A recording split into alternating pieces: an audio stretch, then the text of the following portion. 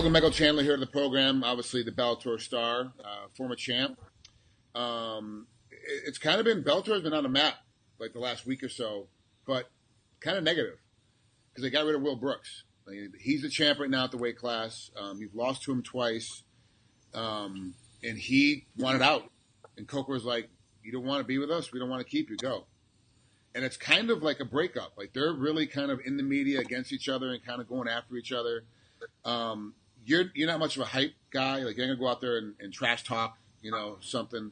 But from you're kind of inside, more inside than I am because you fight for Bellator. How did you see this thing coming down? Like how do you feel it's been handled?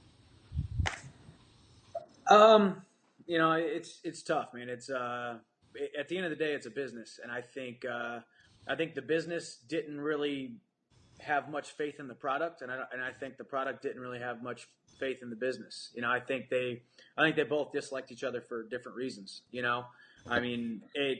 I think there was reports out there that they offered him a contract and that kind of stuff. I don't even know if that happened. Yeah. So I think it's one of those things where they didn't see eye to eye on a lot of things, and he's not necessarily the champion. The former champion was not exactly a household name, and he wasn't an exciting fighter and that kind of stuff. So who knows? I saw where you said that you fighting you or Eddie Alvarez fighting draws more than the champ does, and that's kind of true. Like I was like, oh, that's kind of bold by Mike to say that. So when I started looking, I was like, oh, well, the numbers prove it. Like more people watch you and watch Alvarez and watch some of the other guys that are in Bellator than they do actually watch the champ at the weight class. So was that part of it? You feel like that Bellator was like, we got guys that aren't champs that are creating us more income. So why bother with this one squeaky wheel? I think everybody kept talking about how, after Josh Thompson's last fight, he called me out instead of the champ and blah, blah, blah. And I mean, if you can ask anybody, and probably 9 out of 10 people would say a fight with me versus Josh Thompson, or a fight with me versus Ben Henderson, or if Eddie was still here, a fight with me or Eddie Alvarez versus any of those guys. Yeah. Those were 4 guys that were going to bring viewership. And I think, just because a guy wins fight doesn't necessarily mean he's well known. Right. Just because a guy can win fights, it doesn't mean he does it in a dominant fashion. I can go out there and lose a fight and still put on a better performance, or get more eyeballs on the TV, or put people on the edge of their seats and create excitement and create drama and create all kinds of stuff happening inside of the cage. Even if I lost to a certain person. So how was it when you were the champ? Like, did you feel like that a lot of eyeballs, a lot of people were paying attention to you, a lot of people were gravitating, and those same people just followed you, even though you weren't the champ anymore? And more? I think so. I think it's also, there's guys out there who are maybe household names, or some guys are exciting, some guys aren't exciting. Right. It's just that simple. I think the most important thing for a fighter to do is to win, so you can bring home both paychecks and you can put food on the table for your family. Mm. But at the end of the day, this is the entertainment business, and you have to be entertaining. People have to want to tune into your fights because it's exciting, or it's ferocious, or it's, or it's just crazy. It's fast paced. It's whatever. Most of your MMA fans don't want to see a decision, and they definitely don't want to see, you pulling your punches or just trying to outpoint somebody to win. It was the same reason a lot of guys got bad raps for the way that they fought. You look at a guy like Frankie Edgar, who was always in exciting fights. People love that guy. Yeah. He's lost a couple fights here and there. At the end of the day, this is a sport of MMA. You're gonna lose. Nobody's perfect, and right. It just depends on what you do between bell to bell, how hard you're fighting to win, not just to win, but to dominate. So right. No, you're right. You're right, and that goes a lot into it. Like there's a lot of guys I love watching fight, and shoot in like the smaller C-level organizations. I love watching these guys fight because they bring it every single time, as opposed to some of the champs in the big shows, either Bellator or the UFC, where I'm like, okay, I'll skip. I'm gonna get a beer during this fight and skip it because I'm not really interested in either one of these guys being able to bring it from an entertainment standpoint. Yeah, and that's always been my goal. Maybe I should have focused on making sure I do the right things in the judge's eyes to make sure I get the win. Maybe I wouldn't have had a couple losses. Yeah. Maybe if I would have focused on fighting not to lose instead of fighting to win, maybe I would have 1 or 2 Yes, especially that first Will Brooks fight. You know, because Exactly. he lost a split decision, and it was like all you had to do was convince one more judge. Well, if you thought about that in the middle, it would have been a much more boring fight, but you probably would have won it, and that would have changed kind of how everything goes. You know, so it's like, yeah, you're right. I can see it. Yeah, I mean, same thing with the Alvarez fight. If I would have fought with a little bit less reckless abandon, I wouldn't have taken as much damage, but I also wouldn't be, talked about by a lot of fans and talk about how exciting I am. And, I mean, I'm in this sport to I don't know, inspire people, get them pumped up about life. And if I can step into the cage and pour my whole heart and soul into a 15-minute or 25-minute war, that's going to inspire other people to do great things, I think. So that's what I'm here to do. You're also, most fans aren't doing this. You're devoutly loyal, which is sometimes a great thing for an athlete, but sometimes also a large flaw. Yeah. So you're obviously one of your best coaches, and the one you kind of follow around the country is Neil Melanson, who's now at Black Zillions in Boca Raton. He was at Alliance, which is where you were in San Diego.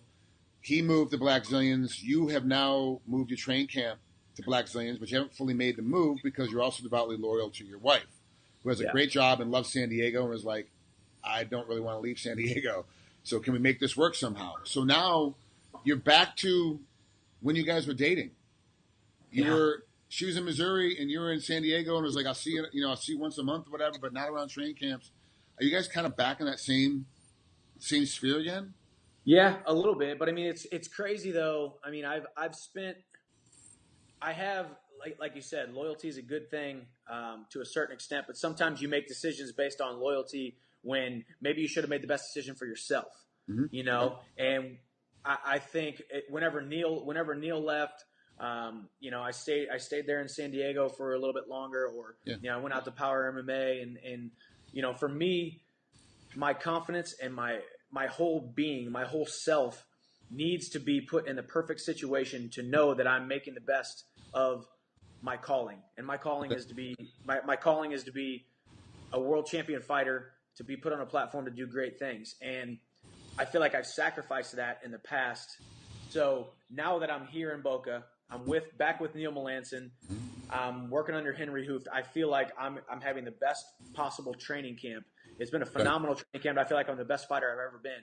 Now, my wife's 3,000 miles away or whatever it is, all the way across the country, but I have more love for her and more just more excitement about our marriage and about our love than I ever have. And it's not necessarily because of the absence makes the heart grow fonder. It's that I literally am in a situation where I can truly love myself because I'm in a perfect situation. I'm doing what God has called me to do. Therefore, I can love her more than I ever have. So, it's one of those situations where I'm on the phone with her and I'm telling her how excited I am and how great training is. And she knows that we are making this decision and we're making this sacrifice based upon me putting myself in the best situation to succeed. So it's been good. Is there a shot where you might pick up roots in San Diego and move everything over to Boca for the rest of your career because of how good the camp is there? Or are you always going to be essentially bi-coastal? Gosh, well, I love being here in Boca and training with the Black Zillions, but man, one thing I have realized is, you know it. You and I trained together when I first started fighting at Extreme Couture. Yeah. And then we saw how quickly Extreme Couture changed. Yeah. And then different coaches took over, different guys left. And then I was at Alliance, and then different coaches leave and different training partners come in. One guy retires and one new guys come in. I mean, what I've realized is the sport of mixed martial arts is so full of parity and it's so unpredictable. Mm-hmm. Black Zillions could shut down tomorrow. Who knows? Yeah. Neil Melanson might say, "I'm done. I want to go move to Alaska." Henry Hooft could go here and go there.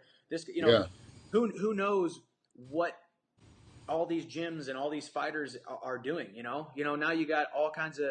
Now you got Conor McGregor talking about boxing. Yeah. It's like the guy's talking about changing from mixed martial arts to boxing, and it's like this sport and combat sports in general just changes so much. Like you said, it's good to be loyal. I will follow Neil Melanson wherever he goes.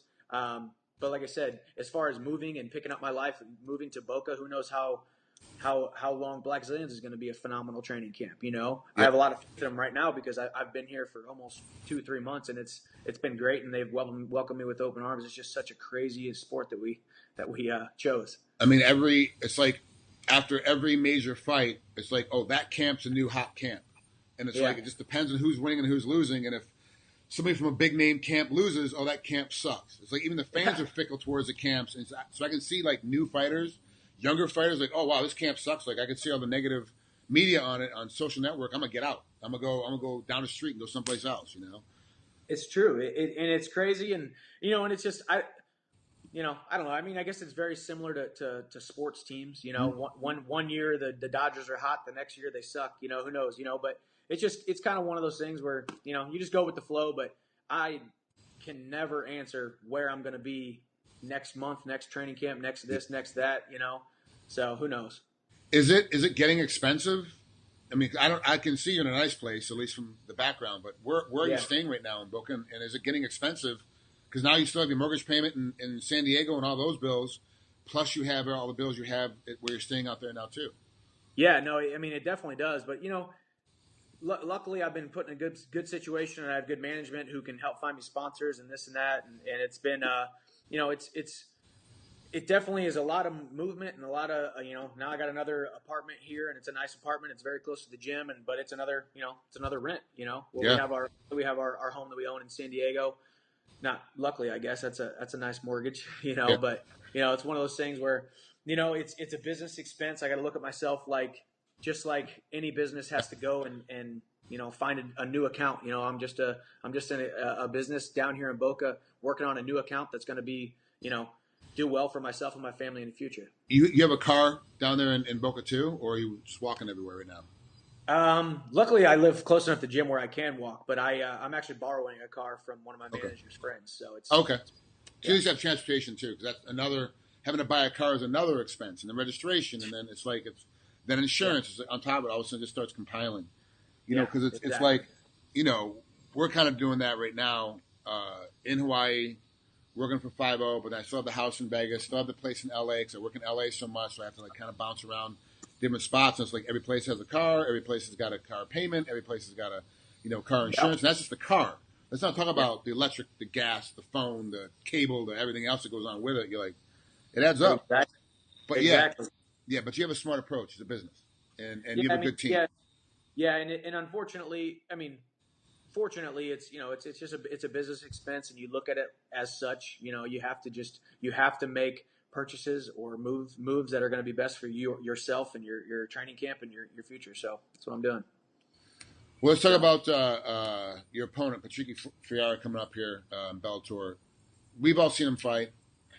Matchups make the fight, obviously. So how do you think you match up with him? I think I match up extremely well. It kind of brings me back to that first title run that I made. I had to get through him in the tournament finals to fight Eddie Alvarez for the title.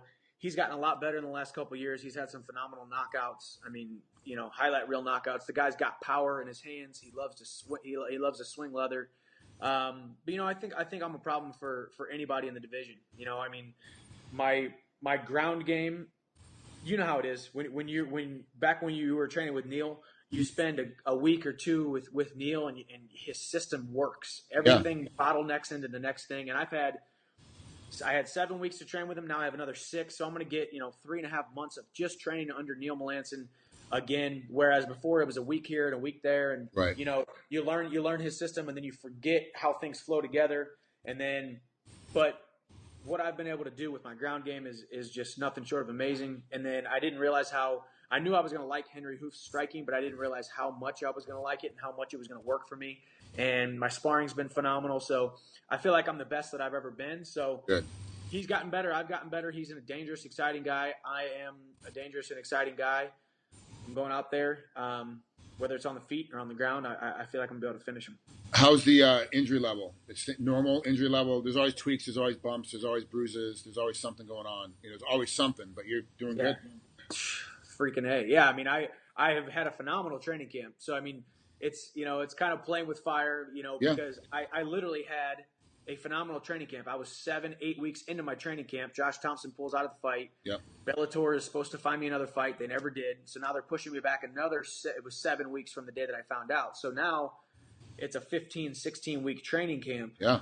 That's when injuries happen. That's when you have to get creative and get smart and train smart, not necessarily hard. And that's why it's a huge blessing to have Neil running my training camp, because there's days that I want to work out hard twice and he says no.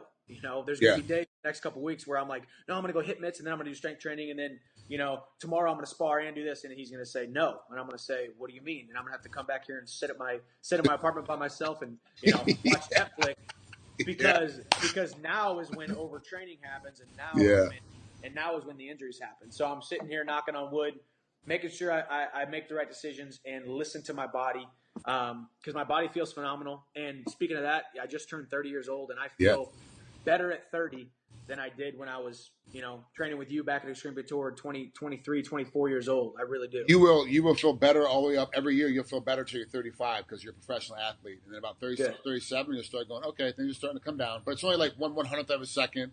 It's only it's not like huge gaps, but you'll start to see it because you're a machine. You'll be like, oh, okay. Then you hit 40, you're like, all right, okay, I can see what's happening now. And then you kind of, you just got to figure out who's around you. You're going to stay in it. You just get out of it. At that point. Yeah, you're at 30. You should keep accelerating to about 35. Yeah. I feel. Yeah. I mean, it is crazy. My body feels the most, not only the most in shape, but I mean, not to sound conceited or full of myself, but the way my body actually looks, the leanness. With the leanness with the musculature. Compared to looking back at my weight cut videos from 24, 25, obviously now I'm 6-7 years into the sport. I've learned how to cut weight better. I've probably been more disciplined with my supplementation and amino acids and proteins and that kind of stuff. So there's other little things, but I just feel like I'm literally in my prime at 30, and good for you. It's a cool place to be. So I'm excited to go out there, win this title and keep on moving forward. That's awesome, Mike. That's Michael Chandler getting ready to fight Patricky Freire. Come up here, Bellator 157, June 24th. About a month away. It's going to be a great fight, man. I can't wait to see this one. I'll be hanging on the edge of my seat watching it for sure. So thanks so much for coming on, man. I'm glad you're doing so well down at the Black Zillions, and we'll definitely talk again soon. Yes, sir. Thank you very much. I'll see you later.